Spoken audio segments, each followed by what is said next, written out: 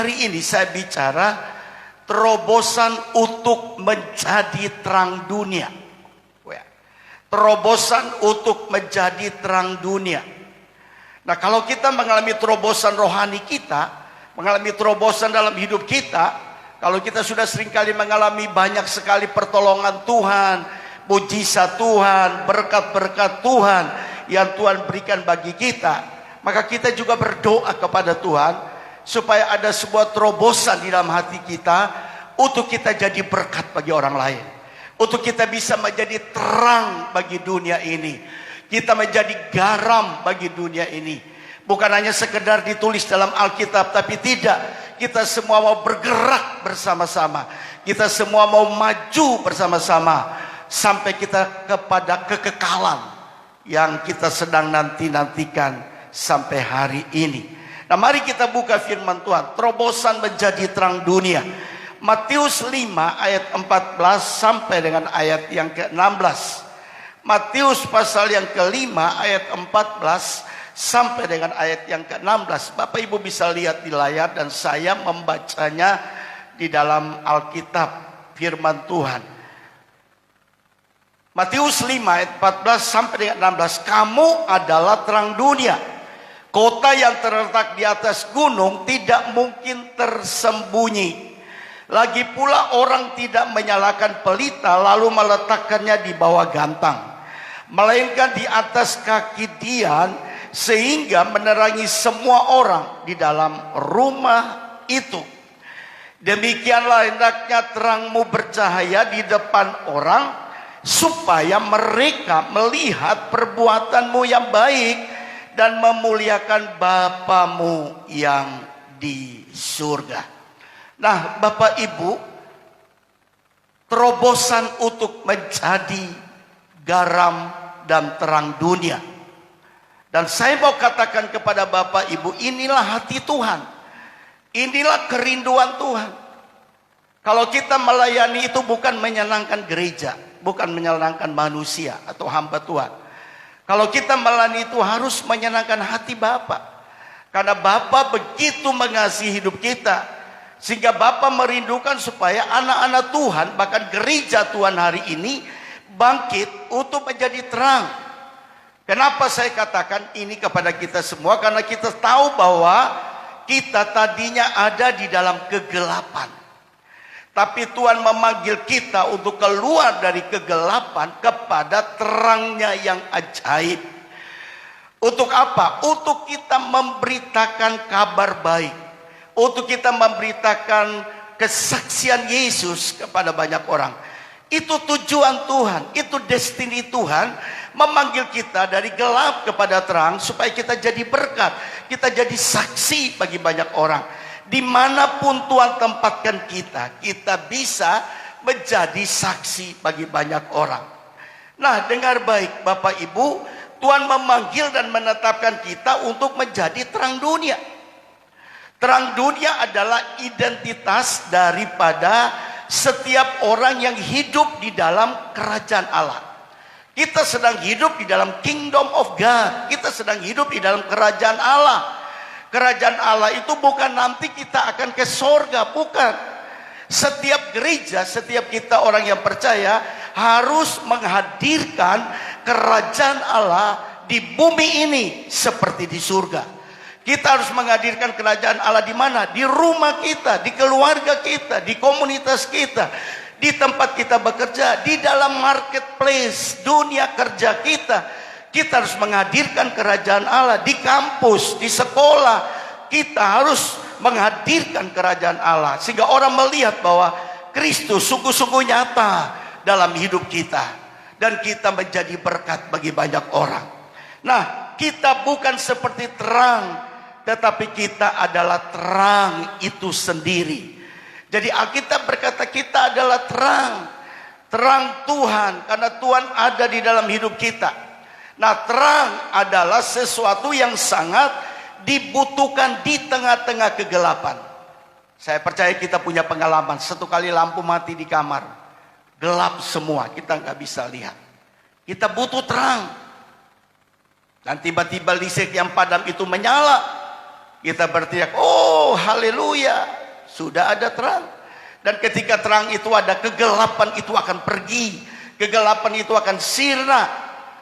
Jadi kalau terang itu ada di dalam hati kita, dosa, kejahatan, kegelapan, pikiran yang tidak benar, hati yang tidak benar, itu akan sirna, akan pergi. Karena terang itu menguasai dunia gelap di dalam hidup kita. Pikiran-pikiran kita yang gelap. Bapak Ibu dengar baik. Tuhan menebus kita dan menempatkan kita di dunia ini. Supaya kita dapat berfungsi untuk menerangi dunia yang gelap ini. Ya. Nah, bagaimana kita bisa pelajari tentang terang Tuhan? Ada beberapa hal yang saya mau sampaikan kepada kita. Yang pertama, terang adalah sesuatu yang mengalahkan kegelapan. Mari katakan bersama, 2, 3. Terang adalah sesuatu yang mengalahkan kegelapan. Nah, terang itu sangat powerful untuk mengalahkan kegelapan. Kapan terang hadir, maka kegelapan itu akan tersingkir. Ya. Nah, dunia ini sedang ditutupi dengan kekelaman. Dunia ini sedang ditutupi dengan kegelapan. Itu sebabnya Yesaya bernubuat, bangkitlah menjadi terang. Setiap gereja harus bangkit hari ini. Setiap orang-orang yang percaya harus bangkit hari ini. Kita tidak boleh suam-suam kuku. Kita tidak boleh tidur. Kita tidak perlu menjadi orang yang rohaninya sedang padam. Tidak. Kita harus berkobar-kobar, harus semangat. Itu timbul dari mana? Bukan karena dorongan orang. Tapi itu harus timbul dari hati kita yang paling dalam. Karena kita mengasihi Tuhan Yesus. Yang percaya, katakan amin. Dengar baik, dunia ini sedang ditutupi dengan kegelapan. Sebab itu Tuhan datang untuk menghadirkan kerajaan terang, kerajaan Allah di tengah-tengah dunia ini. Supaya dunia ini diselamatkan. Kita harus berdoa orang-orang yang ada dalam kegelapan di luar sana. Mereka perlu diselamatkan. Siapa yang pergi menyelamatkan mereka? Kalau kita lihat orang yang sedang mabuk-mabukan, hidup dalam percinahan, hidup dalam percabulan, ya, hidup dalam mabuk-mabukan, ya, karena mereka itu ada di dalam kegelapan sehingga mereka melakukan itu. Mereka yang hidup dalam menonton video-video porno, itu mereka masih dalam kegelapan. Nah, itu tugas kita, harus memberitahukan kepada mereka. Kita hadir untuk menghadirkan kerajaan Tuhan bagi mereka. Sehingga mereka bisa berubah, mereka bisa bertobat. Mereka bisa kembali ke jalan Tuhan yang benar. Ya, Bapak Ibu, orang-orang yang hidup di dalam kegelapan itu gampang tersesat. Nabrak sana, nabrak sini. Ya, dia diliputi dengan ketakutan, kekhawatiran, kekecewaan. Itu orang yang dalam kegelapan, keputusasaan, kekhawatiran yang sangat luar biasa dialami, ketakutan-ketakutan menghadapi keadaan situasi yang sedang terjadi. Itu orang yang ada dalam kegelapan. Tetapi orang yang dalam terang, dia berjalan dalam terang, hidupnya itu terang-terangan. Hidupnya itu jelas. Hidupnya itu transparan. Tidak tertutup. Kalau dia ada masalah, dia harus terbuka. Kalau dia tahu ada orang yang lebih rohani yang perlu menolong dia, dia sampaikan. Ada banyak orang keluar masuk gereja tapi mereka ekstrovert. Mereka tertutup sekali. Kita harus open, terbuka. Hal-hal yang kalau kita bisa terbuka dengan orang-orang yang kita percayakan, maka kita akan mendapat jalan keluar yang terbaik. Yang percaya, katakan amin. Amin.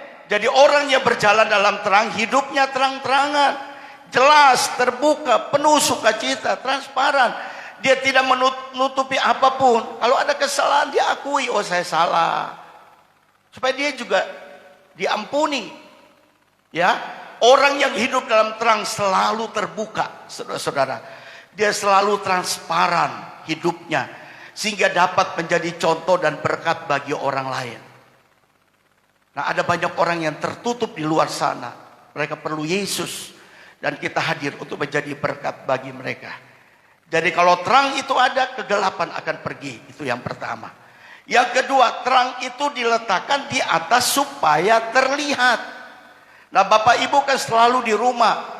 Kalau kita nyalakan lampu, apakah kita taruh di bawah tempat tidur? Cahayanya tidak akan bisa menguasai seluruh ruangan itu.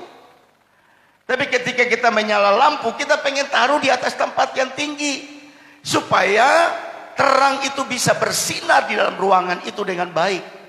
Nah, Alkitab berbicara ketika hidup kita memancarkan terang, Tuhan akan menempatkan kita di tempat yang terlihat. Kita ini harus menjadi orang-orang yang terlihat oleh banyak orang. Kita harus menjadi surat Kristus yang terbuka untuk dibaca oleh banyak orang. Dilihat karakter kita, integritas kita, cara kita ngomong, cara kita berpikir, cara kita bertindak, itu harus dilihat oleh orang banyak. Kalau kita menamakan aku pengikut Kristus, aku murid Kristus, itu sebabnya Tuhan menempatkan kita di atas. Pelita itu selalu ada di atas. Untuk apa? Supaya bisa terlihat. Karena Tuhan punya kepentingan untuk membangun kerajaan dan menghadirkan impact. Dan kehadiran kerajaannya melalui setiap hidup anak-anaknya, orang yang percaya kepada Tuhan. Oleh sebab itu ketika terang itu bersinar, bercahaya, maka dia akan menempatkan kita di tempat yang terhormat, di atas, supaya menerangi semua orang. Saya mau katakan, promosi Tuhan itu datang bagi setiap orang yang percaya kepada Tuhan, kalau dia hidup di dalam terang. Sebab di dalam terang dia akan ada di atas. Jadi setiap kita yang menjadi pemimpin, kita diposisikan di atas. Setiap anak-anak Tuhan yang mengasihi Tuhan, dia ada posisi di atas. Tuhan akan angkat dia, taruh di atas. Karena firman Tuhan berkata, kita dijadikan bukan ekor tapi kepala. Ekor itu selalu diinjak-injak orang, diperintah-perintah orang. Tidak. Kita harus jadi kepala yang bisa memotivasi, membimbing, membina banyak orang, mengarahkan banyak orang ke jalan yang benar. Itulah kepala, itulah pemimpin. Bapak Ibu Saudara-saudara sekalian, jadi dengar baik, bagian kita adalah bersinar terang, dan bagian Tuhan dalam hidup kita adalah menempatkan kita pada posisi yang ada di atas. Orang-orang Yahudi sendiri selalu berbicara tentang Yerusalem sebagai sebuah terang bagi bangsa-bangsa kafir. Tetapi ada satu hal yang jelas di dalam kalangan orang Yahudi, orang Israel, bahwa tidak ada seorang Yahudi pun yang akan menyalakan pelitanya sendiri. Tidak. Tetapi dia tahu Tuhanlah yang menerangi pelitanya, sehingga dia bersinar-sinar juga bagi banyak orang. Jadi terang yang dipancarkan oleh bangsa atau umat Tuhan adalah terang Yesus. Bukan terang kita sendiri, tetapi terang Tuhan yang ada di dalam diri. Jangan bangga bahwa, oh saya bisa menjadi terang bagi banyak orang dengan kekuatan saya. No, tidak bisa. Kecuali Yesus berdiam di lubuk hati kita yang paling dalam ini. Baru kita bisa jadi terang bagi banyak orang. Yang percaya, katakan amin. Jadi dengar hari ini, Yesus tidak menuntut agar kita orang Kristen memancarkan terang kita sendiri.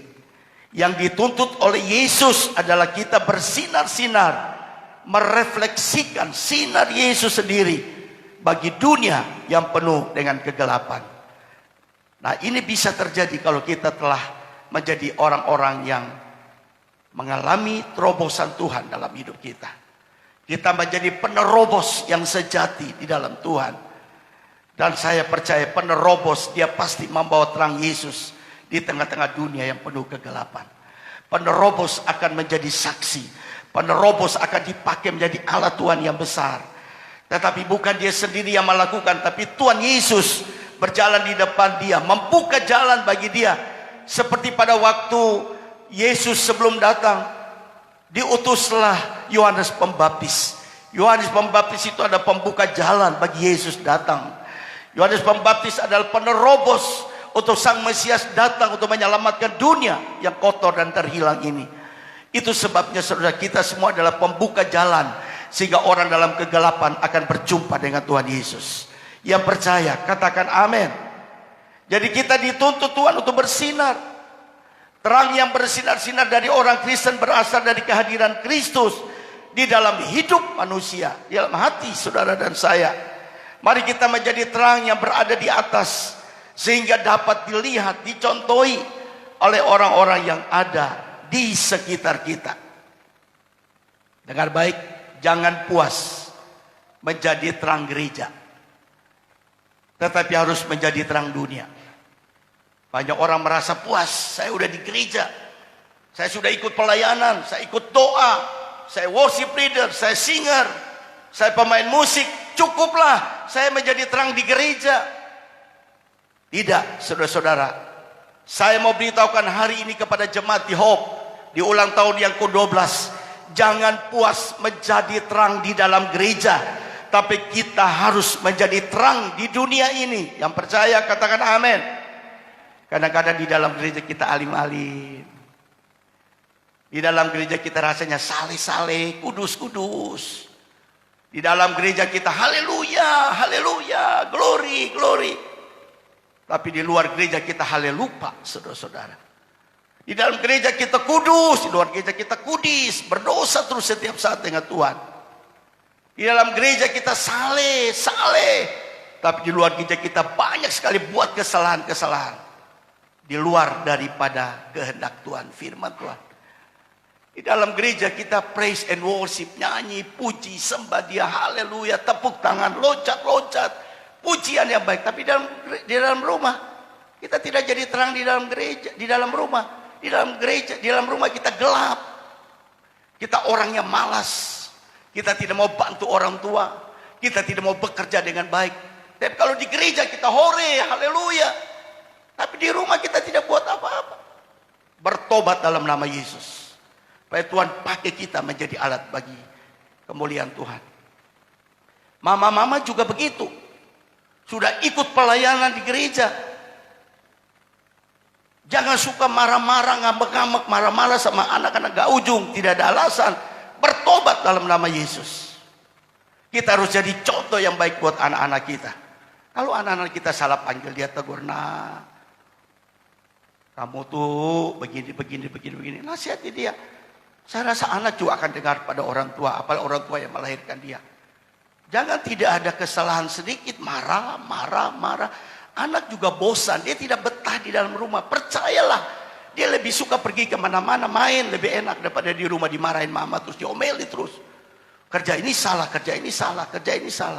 Di dalam kamar bilang tidur terus. Padahal mungkin dia lagi baca Alkitab, dia sedang siapkan khotbah. Bisa saja itu terjadi. Jadi mari kita semua bertobat rame-rame dalam nama Yesus. Yang percaya katakan amin. Haleluya. Baru kita bisa jadi berkat bagi orang lain. Bukan di dalam rumah kita jadi terang, tapi di luar kita gelap. Tidak. Bukan di gereja kita jadi terang gereja, tapi di luar sana juga kita harus jadi terang. Sehingga orang melihat bahwa Kristus itu nyata. Kita mencerminkan Kristus lewat hidup kita kepada banyak orang. Sehingga banyak orang boleh bertobat, percaya kepada Yesus sebagai Tuhan dan Juru Selamat. Dengar baik, kekristenan itu tidak boleh terlihat hanya di dalam gereja. No. Saya selalu melihat orang itu di luar, bukan di dalam. Saya tahu di dalam tuh orang-orang bisa alim, ya, suci. Tapi di luar dia tidak suci, saudara-saudara. Kita adalah terang dunia, artinya dunia menantikan kehadiran kita seperti murid-murid Kristus. Yang percaya katakan amin. Murid-murid Kristus harus jadi contoh, jadi teladan.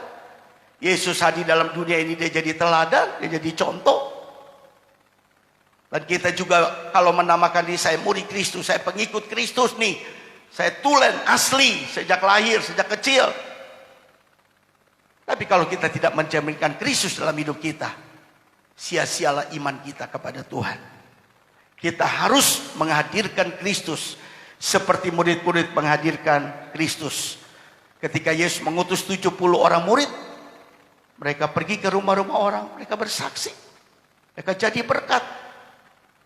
Kalau mereka mau masuk, tidak diberi kesempatan, mereka kebas kakinya, mereka pergi.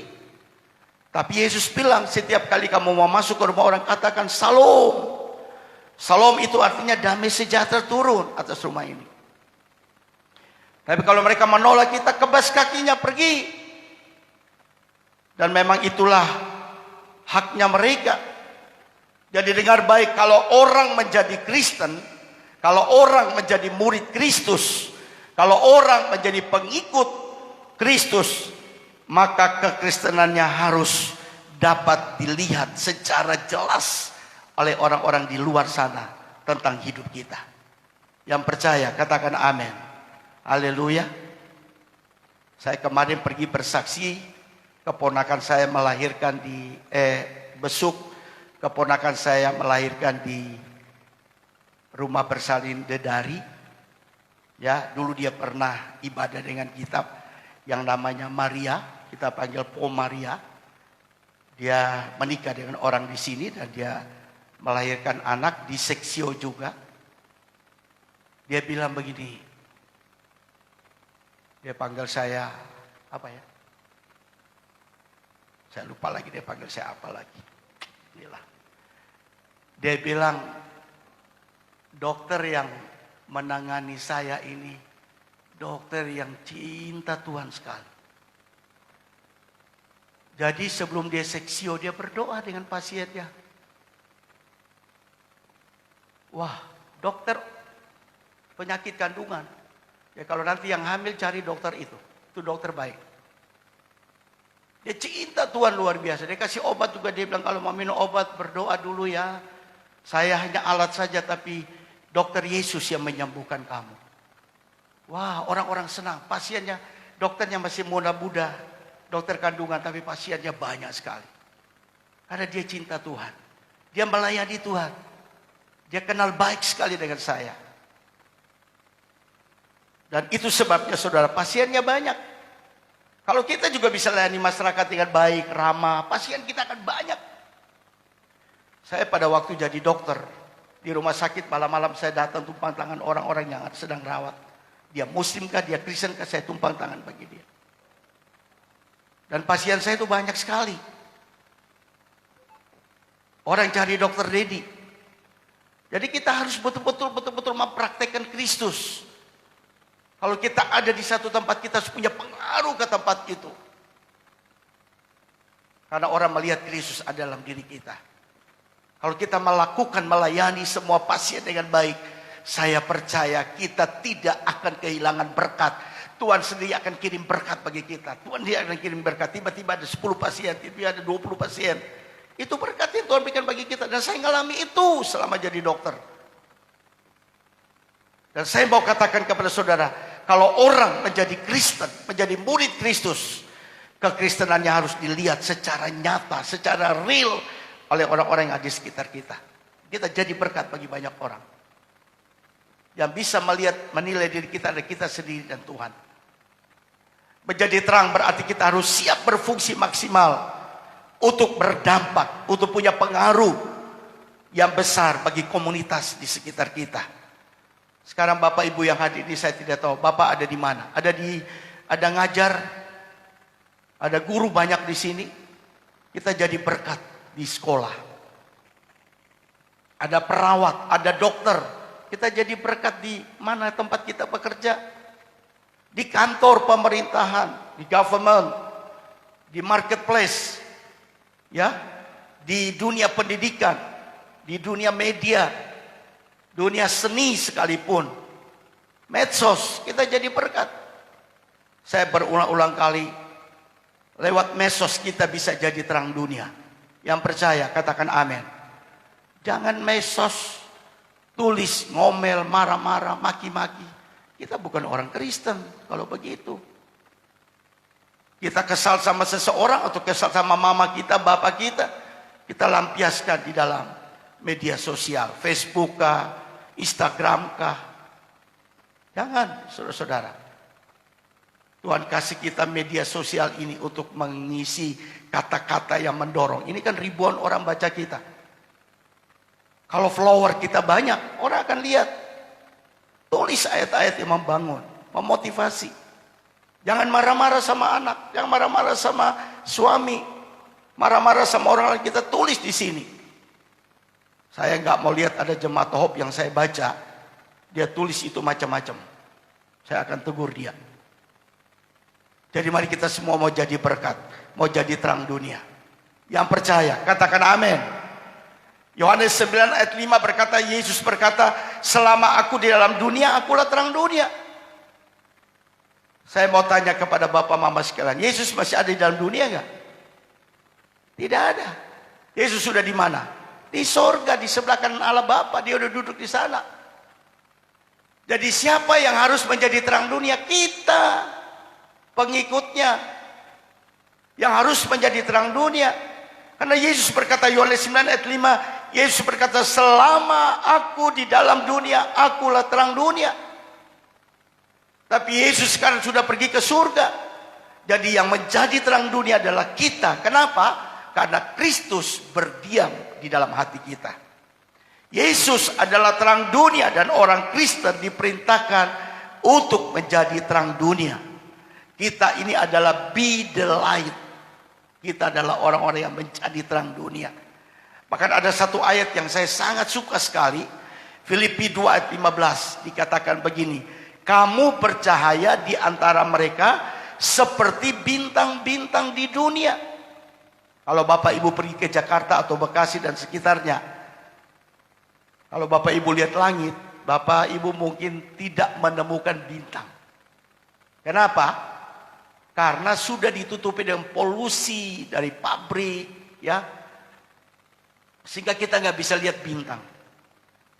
Tapi baru-baru kita misi di Oebano, 2 malam saya tidur di rumah jemaat di sana. Tapi enaknya tiap hari dipotong ayam kampung, saudara-saudara. Aduh, senang sekali itu pendeta dan hamba Tuhan itu baik banget. Ayam kampung dipotong 3 ekor, 2 ekor kasih tim ini makan. Ya, senang. Nah, malam-malam orang pada tidur, saya sama Ibu Lucy keluar di atas. Saya bilang, Ma, kamu gak pernah lihat bintang kan? Sekarang kamu lihat bintang sepuas-puasnya. Dilihat di atas. Bintang. Ini besar, ini kecil, ini besar. Saya bilang, coba kamu hitung. Gak bisa hitung. Di Jakarta gak ada bintang-bintang. Nanti tanggal 11-12 saya ada di Pulau Semau 2 malam. Bapak Ibu yang tinggal di Kupang belum pernah ke Pulau Semau, Anda rugi besar. Pulau Semau itu indah sekali. Sudah ada cottage, sudah ada tempat-tempat yang bagus. Untuk apa di kamar terus? Jalan-jalan sendiri sedikit. Coba lihat, saya sudah 60 tahun lebih tapi masih 17 tahun. Karena saya suka jalan-jalan, enjoy, nikmati hidup ini. Untuk apa punya uang banyak-banyak di rumah bersakit-sakitan. Bentar pinggang sakit, sebentar, aduh saya nggak bisa ke gereja sakit pinggang. Karena di rumah terus. Uang terlalu banyak, jadi Tuhan bilang, udah biarin, berkati dokter-dokter. Sebenarnya uang banyak itu bawa ke gereja, berkati gereja. Orang yang menabur dia pasti menuai. Orang yang memberi dia pasti diberi. Jangan pelit-pelit. Saya biar apotik tersedat-sedat, tapi saya tetap setia bayar. Kalau udah 1 juta, 1 juta aja bayar. Gak saya potong-potong.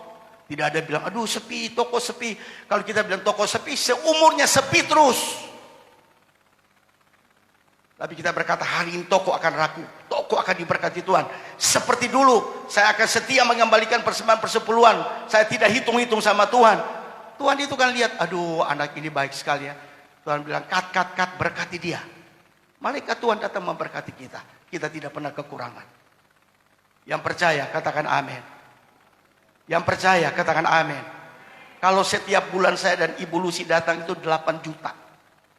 Hanya datang khotbah, 8 juta. Orang bilang boros banget, berdua, tapi nggak apa-apa. Saya percaya kalau saya bisa jadi berkat, Tuhan juga akan menyediakan berkat yang terbesar. Amin. Haleluya. Jadi kita jangan pelit, jangan kikir sama Tuhan.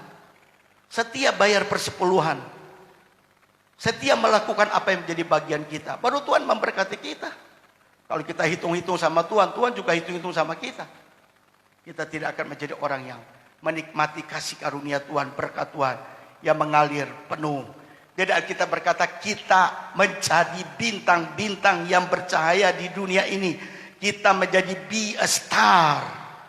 Kita menjadi be the light. Kita menjadi bintang-bintang di dunia ini. Yang ketiga, yang terakhir adalah menjadi terang ternyata adalah berbuat kebaikan. Dengar baik.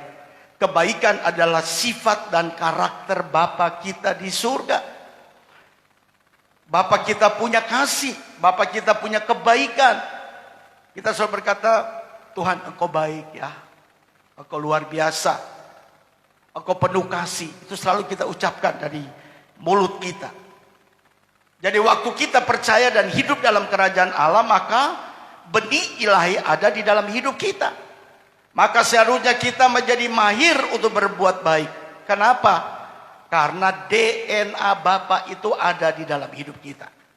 Kalau DNA Bapa yang suka berbuat baik, kalau DNA Bapa yang penuh kasih, kalau kita yang percaya kepada Yesus, kepada Bapa Allah Yahweh, ya, Adonai, itu ada dalam hidup kita, maka DNA-nya itu melekat erat di hidup kita. Kalau Bapa kita penuh kasih, maka anak-anaknya juga harus punya kasih. Kalau Bapa kita penuh kebaikan, anak-anak kita harus penuh kebaikan. Itu harus ada sungguh-sungguh nyata dalam hidup kita. Sebab kebaikan adalah sesuatu yang powerful, yang dapat menyentuh kehidupan orang lain. Saya punya pengalaman, bukan kita khotbah kalau orang bisa bertobat, tidak. Keluarga kita bisa percaya kepada Yesus kalau kita menghadirkan kebaikan-kebaikan dalam rumah tangga kita.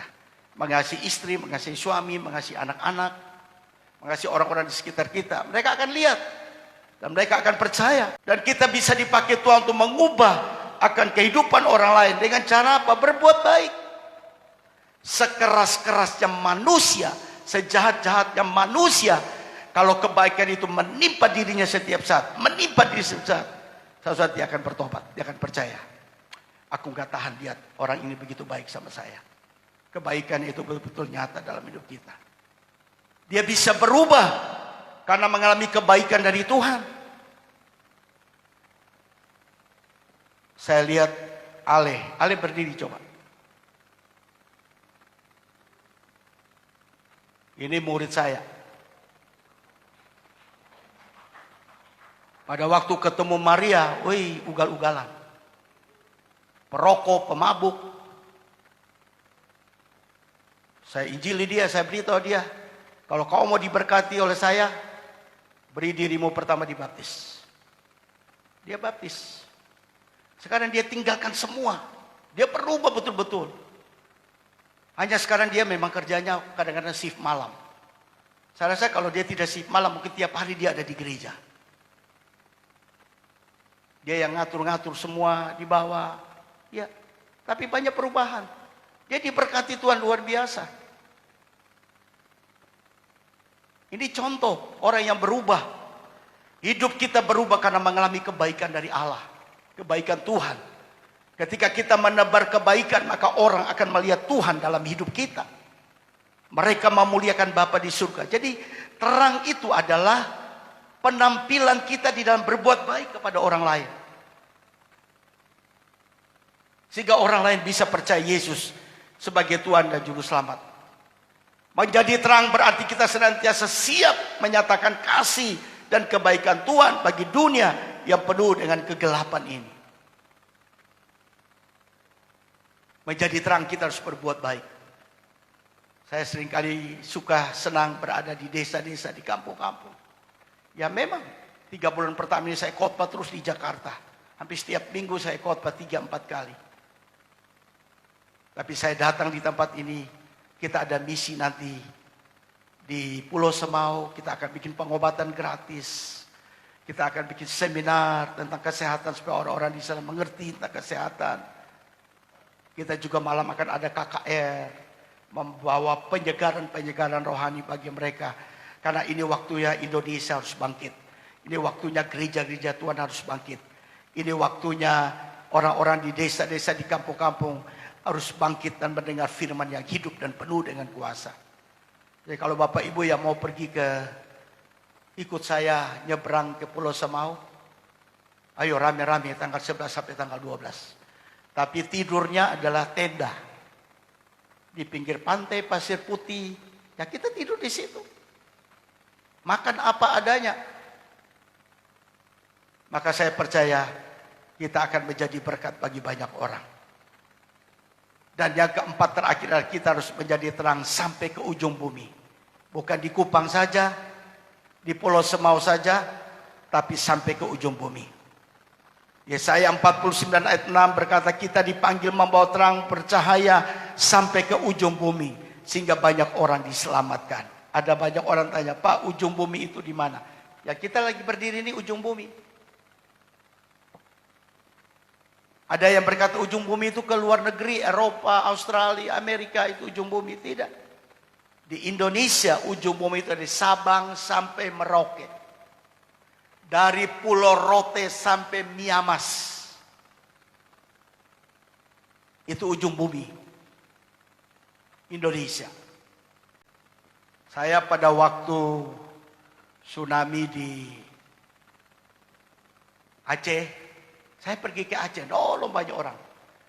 Terus ada bule, mereka pergi ke Pulau Pulau Sabang. Wah, saya ikut juga. Naik kapal mereka pergi ke Pulau Sabang. Wah, lihat Sabang. Oh, ini yang Sabang, dari Sabang sampai Merauke. Pulang sampai di rumah, 1 bulan kemudian saya terbang ke Merauke untuk menggenapi Sabang sampai Merauke. Saya udah pergi. Jadi saya udah keliling seluruh Indonesia, 34 provinsi. Dan saya juga sudah 3 tahun ini keliling semua kabupaten yang ada di NTT ini. Sudah 2-3 kali saya bolak-balik. Jadi saya bersyukur kepada Tuhan, kesempatan masih Tuhan berikan ini, kita jadi berkat. Jangan mau di tempat terus, tinggal terus. Ya, ada cara-cara tertentu Tuhan bisa bawa kita untuk jadi berkat, jadi terang bagi dunia, jadi terang bagi kota Kupang, jadi terang bagi provinsi NTT, di mana Tuhan tempatkan kita jadi terang. Yang percaya, katakan amin. Siapa yang pengen jadi terang dunia? Angkat tangan. Orang yang telah mengalami terobosan, dengar baik, dia pasti dipakai Tuhan menjadi terang bagi dunia ini. Sehingga banyak orang diselamatkan oleh Tuhan. Tuhan memberkati kita semua. Mari kita semua bangkit berdiri.